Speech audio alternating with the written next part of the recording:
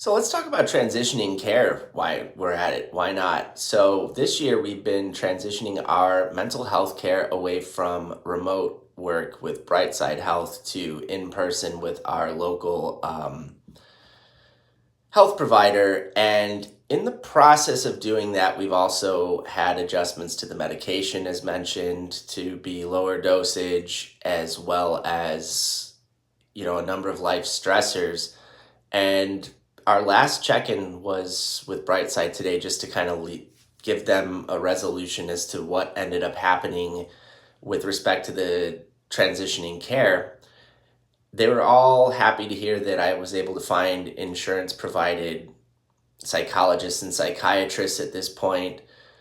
And the biggest thing that they noticed is, since the medication has been adjusted down from an extremely high dose, for some reason, 30 milligrams on the olanzapine and 1500 milligrams on the valproic acid, since we've moved down to 10 milligrams on the olanzapine and only 1,000 milligrams, as big as that still is, on the valproic acid, what they noticed is that there's a lot more energy in general, ability to focus in myself. So that's very positive, actually, that not only are they seeing that the symptoms of the bipolar mania, delusions, whatever, have pretty much, not pretty much, they've completely gone away.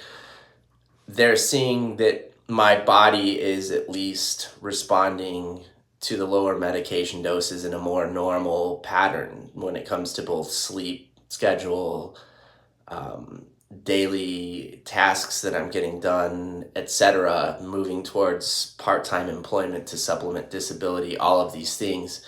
It's all positive as far as they're concerned. So as long as we can somehow, maybe get a miracle going and get the GoFundMe's rolling to make up for the scams we fell for while we were at our height of illness, maybe we can get things to work out after all. So please, everybody, if you can find it in your hearts to help a dad who's been dealing with some pretty awful health things this last year, really try to get back on his feet after a nasty divorce and all kinds of different problems, it would be greatly appreciated, to be very humble about it. The